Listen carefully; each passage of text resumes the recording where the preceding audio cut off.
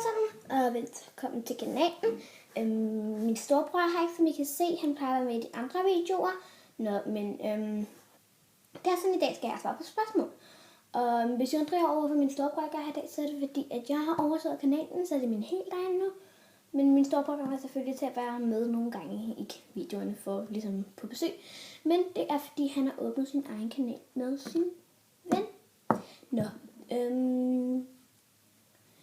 Ja, men jeg har fået stillet nogle spørgsmål, og jeg skal svare på dem. Første spørgsmål er, hvor mange år er jeg? Jeg er selvfølgelig 10 år.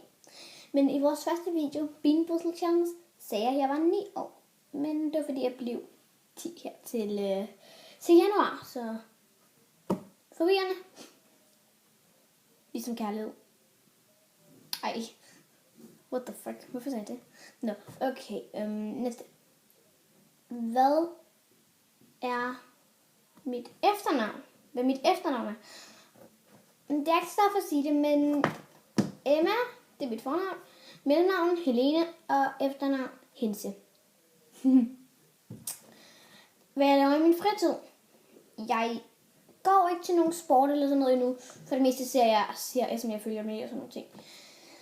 Men eftersom jeg ikke går til nogen sport lige nu, men jeg skal måske snart til starte til ridning. Jeg står i hvert fald på venteliste til Herlev Rideskole, så jeg tror måske, jeg snart starter der, hvis jeg er heldig.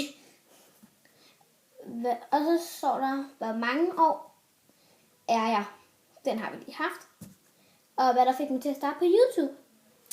Altså, sådan, jeg så på en hel masse kendte YouTubere og tænkte sådan, ej, det lyder mega fedt at være kendt. Og så tænkte jeg sådan, jeg vil da gerne prøve YouTube. Det lyder sjovt. Og så kan jeg rigtig godt lide, ligesom, det kunne være sejt, hvis man fik 200k eller 100k. Men det kræver altså også virkelig meget arbejde. Og så står der, jeg skal nævne mine 5 yndlings-YouTubere. Christine Slots, Armin, Morten Mønster, Naja Mønster og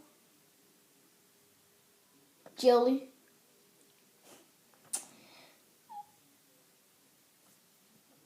Og så er der et til spørgsmål. Da jeg startede på YouTube, var der så noget, jeg først overvejede, sådan at jeg sagde, i dag vil jeg lave, eller sagde jeg bare, i dag vil jeg lave en YouTube-video. Altså jeg tænkte ikke så meget over, at sådan, det her, det skal tænkes rigtig godt igennem sådan, er det nu smart eller sådan noget. Jeg tænkte bare sådan en af dagene, ej, det ser vildt fedt ud at være YouTuber, det vil jeg også prøve. Og så tænkte jeg sådan, så henter jeg programmet og laver en YouTube-video.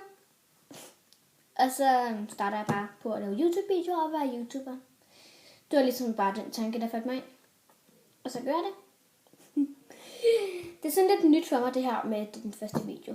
Ja, men det er så de videoer, der er ikke flere spørgsmål. Men ja. Hej!